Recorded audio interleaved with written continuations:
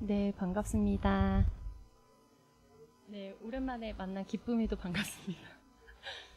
네, 정말 오랜만에 성도 설교를 하게 되었는데요. 웬만해서 긴장을 잘 안 하는데 갑자기 올라올 때 배가 아픈 기분이 들었습니다. 네, 오늘 목표는 30분 안에 말씀을 잘 듣기에 너무 지루하지 않은 분량으로 준비하려고 했는데 어떻게 될지 모르겠습니다. 오늘 말씀 본문은 앞서 조용주 집사님께서 봉독해 주신 것처럼 열왕기상 18장 41절에서 46절 말씀입니다. 퀴즈를 하나 내겠습니다. 웬만해선 다 맞추실 것 같은데 열왕기상의 정확한 뜻이 무엇일까요?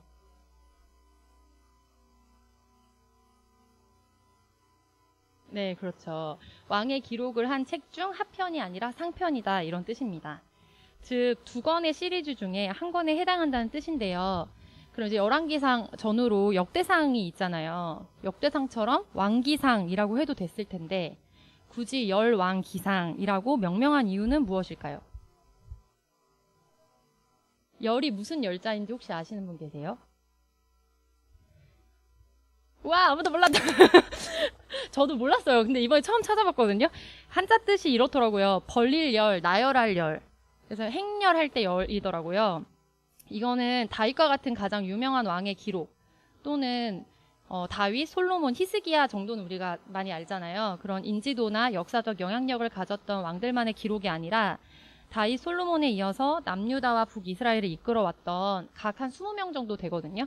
그래서 약 40여 명의 왕들의 기록을 짧게씩이라도 한 명도 빼놓지 않고 모두 담고 있다라는 데 그 의미가 있습니다. 훨씬 더 자세한 일상까지 상술되어 있다는 차이가 있기는 하지만 이해를 돕기 위해서 우리 문화와 굳이 비교하자면 조선왕조실록과 같은 개념이라고 볼 수 있겠습니다. 실제로 개역개정 성경을 보면 역대상 9장 1절에서 온 이스라엘이 그 계보대로 계수되어 그들은 이스라엘 왕조실록에 기록되니라. 유다가 범죄함으로 말미암아 바벨론으로 사로잡혀 갔더니 라고 기록되어 있습니다. 이스라엘의 왕조실록이다 이렇게 해석하고 있는데요. 이 중 몇몇 왕들의 유명한 에피소드, 예를 들면 히스기야의 면벽 기도라든지 등등 다윗이나 솔로몬 등에 관한 이야기, 또 엘리야 선지자의 갈멜산 승리 서사 같은 이야기는 최소 몇 년 이상 교회를 출석해 보신 분이라면 굉장히 자주 들으셨던 본문일 거라고 생각합니다. 많은 설교에서 왕왕 소개되기 때문입니다. 근데 참 이상한 일이 있습니다. 하나님의 선택을 받은 백성이 이스라엘이잖아요. 구약에서 대표되는. 즉 이스라엘의 왕조실록이라면 하나님의 영광을 드러내고 빛나게 할 만한 롤모델격인 이야기가 써 있어야 할 것 같은데 막상 우리가 열왕기 상화를 펼쳐서 듣고 보게 되는 건 처참할 정도로 어둡고 비관적인 이야기들의 나열입니다. 물론 오늘 본문 직전에 나타난 갈멜산 전투, 즉 아합 왕과 이사벨의 핍박 속에서 거의 그 시대에 유일하게 살아남은 것으로 알려져 있고 은둔하고 있었던 엘리야 선지자가 바알의 예언자 450명과 그분만 있었던 게 아니라 아세라의 예언자도 있었거든요. 그래서 400명에 맞서 싸워서 모든 이스라엘 사람들이 보는 앞에서 보기 좋게 극적인 승리를 일궈내는 희열찬 장면도 있습니다. 이런 엄청난 승리 직후에 우리에게 펼쳐지는 역사는 무엇이죠? 되게 이제 모든 악을 척결하고 이제 영화가 마무리되듯이 엄청난 선의의 시대가 오는 것 같은 이야기가 전개될 것 같지만 바로 이어지는 말씀에서 우리가 잘 알고 있는 엘리야가 하나님께 저를 죽여달라라고 기도하면서 저는 너무 살고 싶은 의지가 없다라고 간청하는 기도로 이어집니다. 즉 분노한 이세벨에 의해서 다시 쫓겨다니는 이사야, 하나님 앞에서 모든 것을 끝내고 그저 죽고 싶은 마음뿐이라고 한탄하고 읍소하는 엘리야의 모습입니다. 이게 40여, 그러니까 한 43명, 42명 정도의 왕의 이야기인데 500년에 걸친 역사거든요. 근데 어쩌면 실패의 역사라고 할 수 있겠습니다. 그러나 묘미는 여기에 있습니다. 현대인들이 이제 성경을 어떻게 보면 현대적인 문화와 언어로 읽을 수 있도록 번역된 메시지 성경 아시죠? 이 열왕기상을 소개할 때 하나님의 역사를 다음과 같이 서술하는데요. 제가 설명하는 것보다 그 번역본 그대로가 훨씬 더 감동적인 것 같아서 읽어보도록 하겠습니다. 우리 조상인 히브리 왕들의 이야기는 앞서 사무엘서에서부터 시작되었다. 그 이야기가 분명히 전해주는 것처럼 히브리 사람들이 왕을 갖는 것은 하나님의 생각이 아니었다. 그들이 고집을 피워 하나님께서 허락해 주신 것뿐이었다. 그렇다고 해도 하나님은 그 어떤 히브리 왕에게도 그분의 주권을 넘겨주신 바가 없다. 그분의 취지는 그 왕들을 통해 당신의 주권을 나타내는 일이었다. 그러나 이러한 취지는 제대로 살아나지 못했다. 500년에 걸쳐 40명이 넘는 왕들이 나타났지만 내세울 만한 성과는 그다지 많지 않았다. 빛나는 황금기라 불렸던 시대, 다윗과 히스기야와 요시야 시대조차도 실은 그다지 빛나지 않았다. 인간이 제 아무리 좋은 의도와 재능을 가졌다 해도 하나님의 통치를 구현하는 일에는 턱없이 부족한 존재였다. 이러한 시각에 입각해 이 실패의 역사를 가차없이 폭로해낸 책이 바로 열왕기서다. 500년 역사를 들추어 왕을 갖게 해달라고 하나님께 떼썼던 히브리 사람들의 요구가 얼마나 어리석은 것이었는지를 밝혀낸 혹독한 증명서인 것이다. 그러나 수세기에 걸쳐 이 책을 읽어온 독자들이 깨달은 바가 있다. 바로 그 왕들이 일으킨 말할 수 없는 혼란의 와중에서도 하나님께서는 쉼없이 자신의 목적을 이루어 오셨고 그 일에 그들을 사용하셨다는 사실이다. 그렇다. 하나님께서는 그저 그들을 폐기 처분하거나 배제해버리지 않으신다. 그분은 그들을 사용하신다. 그들이 원하든 원하지 않든 알든 모르든 그들은 이미 그분의 주권적 통치의 일부다. 매우 감동적이지 않습니까? 우리가 계속 배워온 하나님 나라의 백성 그리고 하나님 나라의 신학이 의미하는 바가 사실은 하나님의 통치 가운데 임하는 거잖아요. 이 머릿말과 오늘 본문을 마지막으로 소리내 읽는 것만으로도 설교를 마치면 될 것 같은 기분이 들었습니다. 메시지 성경 저자의 설명과 같이 하나님께서는 철저하게 실패했거나 온갖 연약함에도 불구하고 하나님을 따라 살려고 노력은 했지만 사실은 턱없이 부족하게만 했던 왕들의 삶을 통해서 그럼에도 불구하고 훼손되지 않는 하나님의 뜻과 통치의 완전함 그리고 그 주권적 통치의 일부로서 살아갈 수 있는 영광스러운 우리 삶의 방향과 선택지에 대해 가르쳐주고 계십니다. 오늘 본문 역시 그러한 관점에서 읽어내려갈 수 있겠는데요. 구체적인 본문 말씀을 다시 한번 살펴보겠습니다. 오늘 본문은 보시다시피 엘리야가 아합에게 왕이시여 올라가서 먹고 마시소서 큰 비소리가 있나이다 라고 말하는 문장으로 시작됩니다. 때는 이스라엘에 극심한 가뭄이 이어진 지 3년여 가량이 지난 후였을 것으로 보입니다. 눈을 씻고 아무리 온 지역을 찾아봐도 하나님의 선지자를 찾기 힘들 만큼 극심한 선지자에 대한 핍박과 하나님 말씀에 대한 배격이 이루어지고 있던 시대였습니다. 길르앗에 살고 있던 디셉 사람 엘리야 역시 내가 순종하며 섬기는 하나님 이스라엘의 하나님께서 살아계심을 두고 맹세합니다. 앞으로 여러 해 동안 이 땅에는 심각한 가뭄이 들 것입니다. 내가 다시 말을 할 때까지 이슬 한 방울, 비 한 점조차 내리지 않을 것입니다. 라고 아합에게 당당히 맞서 하나님의 말씀을 선포한 후에 화려하게 퇴장한 것이 아니라 곧 동쪽 요단강 건너편 그릴 골짜기에 숨어들게 됩니다. 까마귀를 통해 음식을 조공받아서 연명을 해왔던 터였습니다. 하나님의 심부름을 받은 까마귀들이 아침 식사와 저녁 식사 모두를 엘리야에게 배달해 주었다고 적혀 있거든요. 1인 2식을 한 것으로 보여요. 그 골짜기의 시냇물이 엘리야의 생명수가 되어 주어서 사실 영양적으로는 문제가 없고 연명할 수준이었을 것으로 보입니다. 근데 가뭄이 굉장히 지속되던 중이었잖아요. 그러니까 골짜기에 물이 너무 말라서 그조차 여의치 않게 되었습니다. 하나님께서는 이 선지자를 지키시기 위해서 바짝 말라버린 시내로 인해 엘리야가 목말라 죽지 않도록 시돈 땅 사르밧의 과부에게로 그를 보내십니다. 이제 그 전후 사정을 보고 나면 한편으로는 하나님 너무 야박하시다 이런 생각과 착각이 들 정도인데요. 왜냐하면 그래도 먹을 것 마실 것이 좀 여유가 있는 중산층이나 서민의 집으로 이제 이 선지자를 보내시지 않으시고 당장 빵이나 떡 한 조각이 없어서 흔히들 말하는 동반자살, 정확히는 아들을 살인한 후에 이어서 자살을 하려고 마음먹고 있던 과부의 집으로 선지자를 보냈습니다. 끝이 없는 가난과 궁핍 속에서 죽음의 문턱을 넘고자 했던 과부는 이사야를 통해 전해진 하나님의 말씀에 그럼에도 불구하고 순종합니다. 하나님께서 이 땅에 비를 내려서 가뭄을 끝내게 하실 때까지 그 밀가루 통이 바닥나지 않고 기름병이 마르지 않을 것이라고 약속해 주셨고, 변함없는 심실함으로 그 약속을 지켜주실 뿐 아니라 병에 걸려서 죽게 된 과부의 아들까지 살려주십니다. 그렇게 많은 시간이 흐른 어느 날 하나님의 말씀이 다시 엘리야에게 임했는데요. 가서 아합을 만나거라. 내가 이 땅에 비를 내리겠다. 사마리아의 가뭄이 가장 심할 때 엘리야는 아합을 만나러 떠나고 그 길에서 숨겨진 하나님의 사람 오바댜와 마주칩니다. 이 오바댜가 참 멋있고 현대를 살아가는 우리에게 많은 통찰점을 주는 인물인 것 같은데요. 그러니까 사실 하나님께서 모든 선지자를 그러니까 몰살시키신 것이 아니라 지키셨는데, 그거를 역설적으로 누구를 통해 지키셨냐면 가장 역대 폐악질을 많이 했던 것으로 성경에 기록된 아합 왕을 섬기고 거기서 월급을 받았던 오바댜를 통해서 숨기시거든요. 그래서 오바댜를 통해 아합 왕을 접선한 엘리야가 갈멜산 대첩을 추진하고 믿기 어려울 정도의 엄청난 승리를 거둡니다.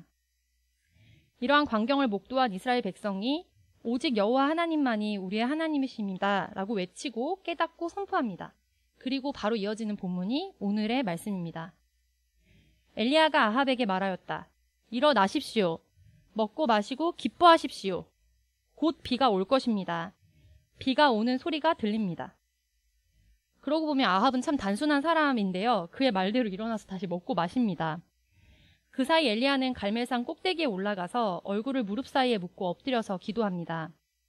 그러다가 젊은 종에게 지시를 내립니다. 어서 일어나서 바다 쪽을 살펴봐라. 종이 가서 보고 돌아와 그에게 보고했습니다. 아무것도 없습니다. 계속 살펴보아라.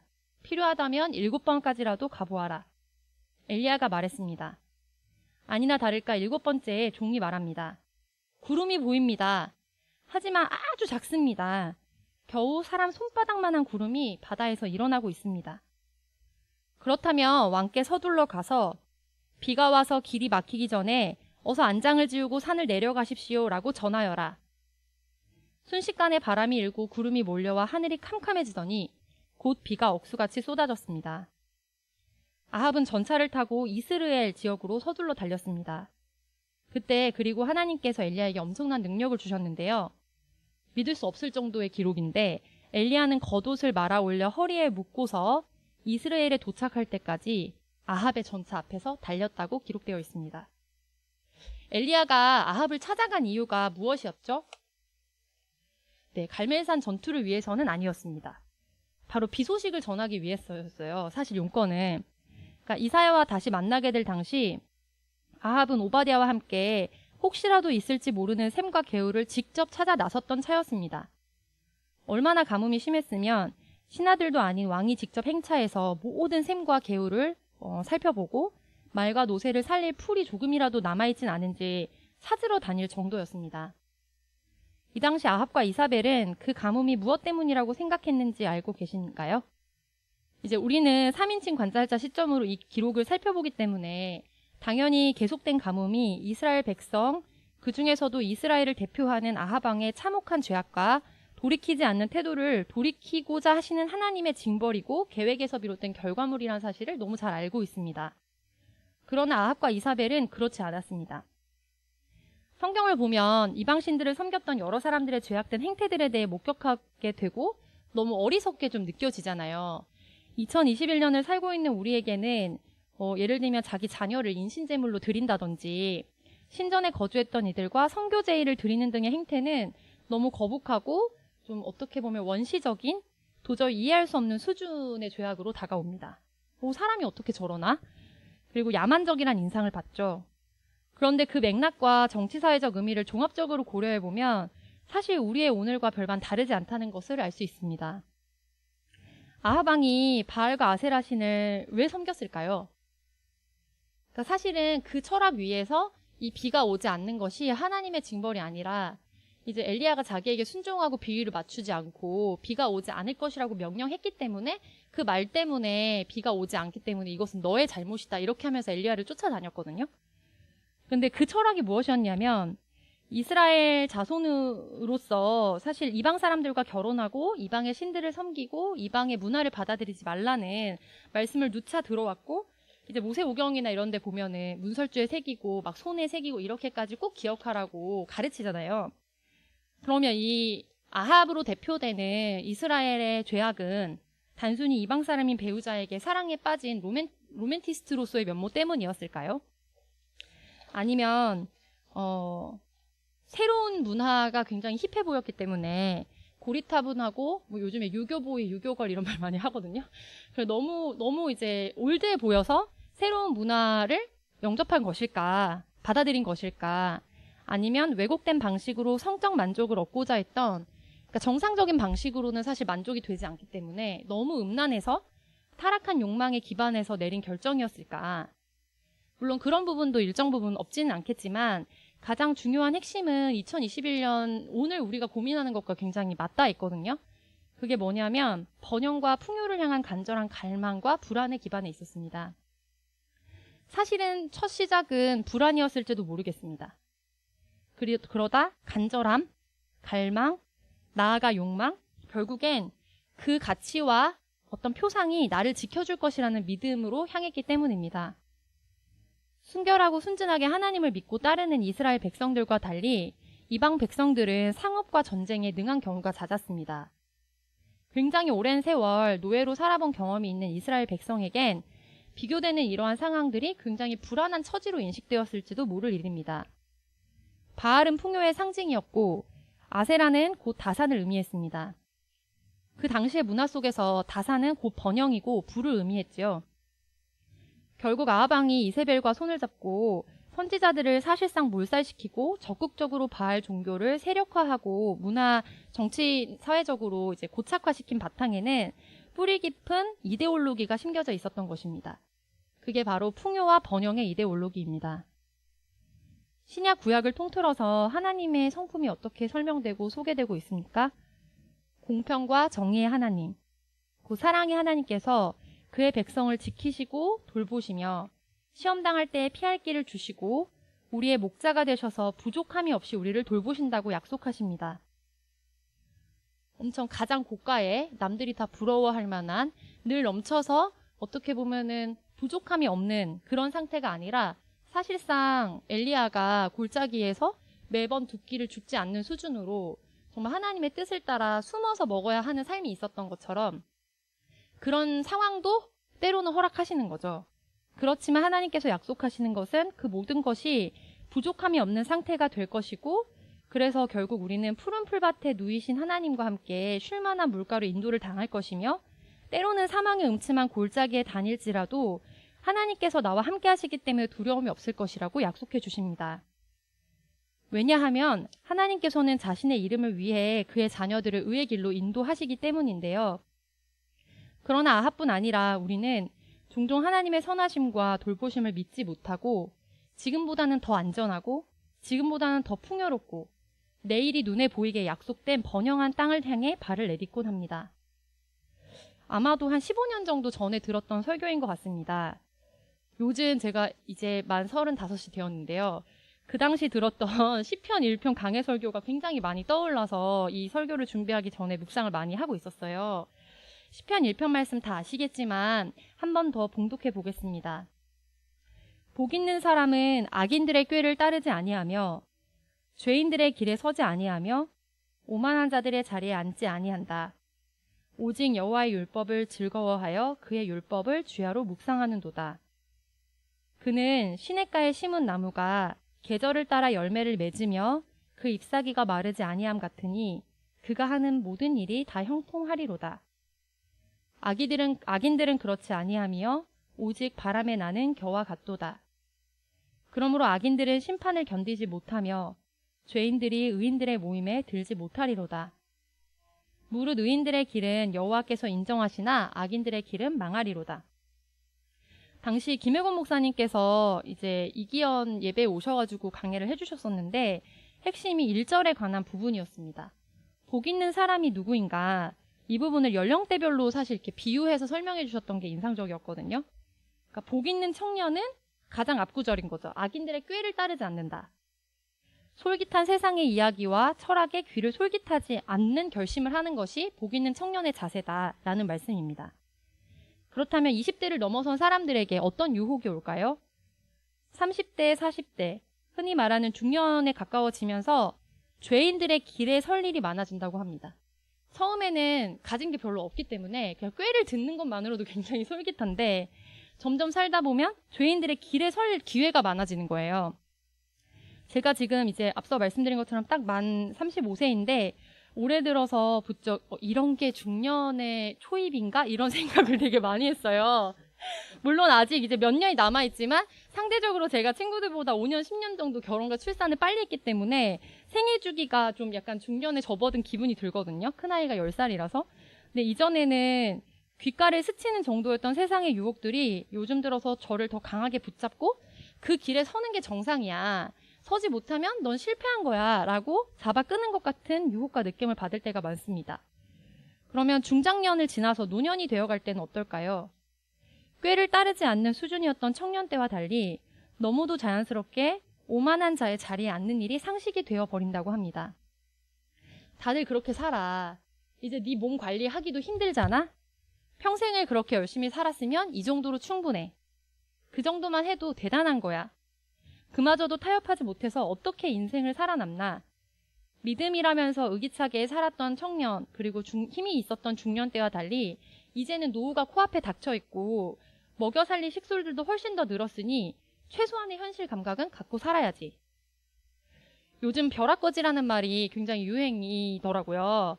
그러니까 신문, 방송, 사이트 할 것 없이 미디어에 자주 오르내리고 저도 시사 프로 같은데 이제 패널로 이제 나가고 하면은 관련된 사람들의 댓글 같은 것도 막 보게 되거든요.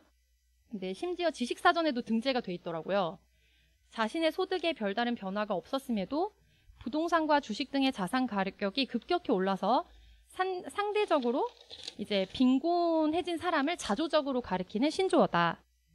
월급만 모으고 재테크를 하지 못한 사람들이 이제 나만 뒤처진 것 같고 이제는 너무 나의 생존조차 유지할 수 없는 상태로 이제 몰린 것 같다라는 어떤 위기감을 나타내는 단어입니다. 청년들은 이런 불안을 많이 느낄 것 같아요. 이 상태로 계속 몇 년 더 취업이 안 되거나 이렇게 작은 회사, 어떻게 보면 다른 친구들과 여러 가지 보장이 다른 회사에서 이직을 못하다가는 벼락거지는커녕 영원한 취준생으로 내 인생조차 책임지지 못하고 누군가를 사랑해도 내가 결혼을 하고 싶어도 어떤 것도 진행하지 못하는 불안한 삶을 살게 되지 않을까. 근데 작년이라고 크게 다르지는 않을 것 같습니다. 어떤 직장에서든 또는 어떤 직군에서든 하나님 나라의 백성으로 어떻게 보면 부족하지만 그래도 최선을 다해서 매일을 살아왔던 우리 성도분들이 부루마블 이제 학교에서 애들이 되게 좋아하거든요. 부루마블판에 씨앗은행 종이돈 마냥 신화처럼 치솟는 부동산 가격과 주식 비트코인의 열풍을 앞에 두고 믿음은커녕 내가 너무 어리석고 한심해서 벼락거지가 되어버린 것은 아닌가. 그래서 사실은 저 같은 경우에는 나는 혼자일 땐 별로 느끼지 않았는데 아이가 어떤 요구들 어떻게 보면 당연한 정상적인 요구나 요청들이 있을 때 내가 무능해서 혹은 너무 현실 감각이 없어서 이 아이가 가질 수 있는 최소한의 것조차 제공해주지 못하는 건 아닐까라는 불안을 느끼곤 합니다. 그러니까 이런 우리의 삶과 아합의 이야기는 너무 멀어 보이잖아요. 왜냐하면 아합은 그러니까 바알과 아세라 신 같은 걸 우리가 섬기지는 않기 때문에 그런데 어쩌면 우리 마음은 엘리야가 마치 우리인 것처럼 말씀을 늘 묵상하지만 사실은 아합과 같은 상황을 매일로 살고 있는지도 모르겠습니다. 어떠신가요? 여러분은 지금 땅에 꿇어서 엎드려 얼굴을 무릎 사이에 놓고 하나님의 뜻과 통치하심을 기다리며 기도하는 이사야의 자리에 서 계십니까? 아니면 풍요와 부를 좇아 아합왕을 섬기다가 눈앞에 펼쳐진 승리의 장면을 보고 아주 잠깐 마음을 놓고 먹고 마시며 역시 하나님이 대단해. 나는 하나님 편에 섰어야 돼. 그래, 오늘부터 다시 살아보자. 라고 잠깐 마음을 돌이킨 아합과 같은 상태이십니까? 이번 말씀을 준비하면서 다시 한번 저의 삶을 돌아보고 깊이 회개하는 시간을 갖게 되었습니다. 잠깐 우리가 지금 저 갈멜산에 선 엘리야라고 상상을 해보면 좋겠습니다. 눈을 한번 감아 보시면 어떨까요? 네, 최면처럼 갈멜산 대첩이 끝났습니다. 아합 왕을 마주하게 되었습니다. 사실 우리가 기록된 역사로 살펴볼 때 그야말로 역사적인 압승을 마친 직후잖아요. 그리고 아합 왕에게 먹고 마시세요. 이제는 마음을 놓고 푹 쉬세요. 비가 옵니다. 라고 외쳤습니다. 그래서 아합이 먹고 마시기 시작했어요.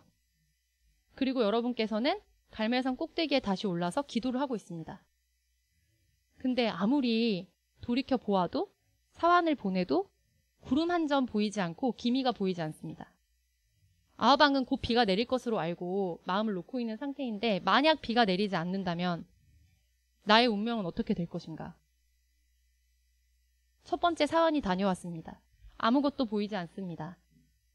무릎 사이에 머리를 쳐박고 하나님 하면서 기도하는데 두 번째 사환이 다녀와도 주인님 아무것도 보이지 않습니다. 세 번째가 지나고 네 번째가 지나고 여섯 번째가 지날 때까지 아무것도 없다니까요 라는 답변을 받은 상황입니다. 네, 눈을 뜨셔도 좋습니다. 어떤 기분이 들었을까요? 굉장히 하나님을 신뢰한다고 하더라도 성정이 인간이잖아요. 그렇기 때문에 여러 가지 고비에서 하나님이 지켜주시는 걸 경험했지만 그럼에도 불구하고 긴장되는 상황은 굉장히 피하지 못했을 것 같거든요. 우리가 보통 성경에 나오는 수많은 선지자들이 성정이 우리와 같았다라고 표현하니까요. 그때 이사야는 하나님의 말씀을 믿기로 결심합니다. 그리고 이렇게 말하는데요. 큰 비소리가 있습니다. 근데 그 비소리가 있다고 말할 때 사실 비는 오지 않았거든요. 심지어 비소리가 있다고 선포하고 7번도 더 사환을 보내고 나서야 겨우 손바닥만한 구름이 보인다는 이야기를 듣게 돼요. 근데 이제 저는 새번역 버전이 조금 더 귀에 와닿았는데 오늘 설교의 제목입니다. 왕이시여 빗소리가 크게 들리니 이제는 올라가셔서 음식을 드십시오. 정말로 빗소리가 들렸습니까? 아닙니다. 하늘에는 정말 티끌만한 구름 한 점이 없었습니다. 그렇다면 이사야는 자신을 지키거나 하나님의 체면을 살리기 위해서 거짓말을 이사야가 한 것일까요? 엘리야가 한 것일까요? 아닙니다. 엘리야는 정말로 들었습니다.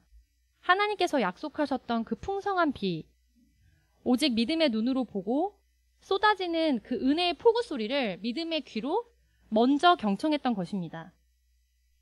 히브리서 말씀이 떠오르는 대목인데요. 믿음은 바라는 것들의 실상이요 보이지 않는 것들의 증거라. 믿음은 곧 우리가 바라는 것들을 보증해주고 볼 수 없는 것들을 확증해줍니다.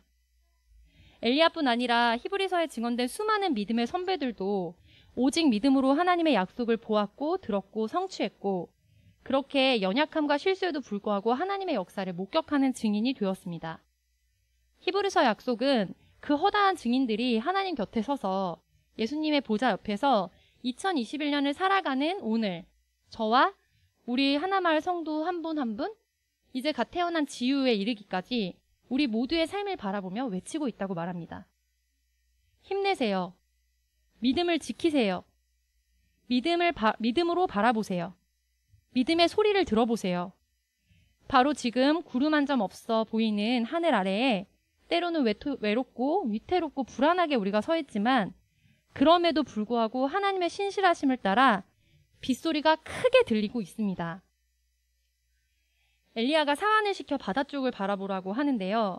그 종이 6번씩이나 지중해 쪽 바다를 바라보아도 좀처럼 비의 기미가 보이지 않죠.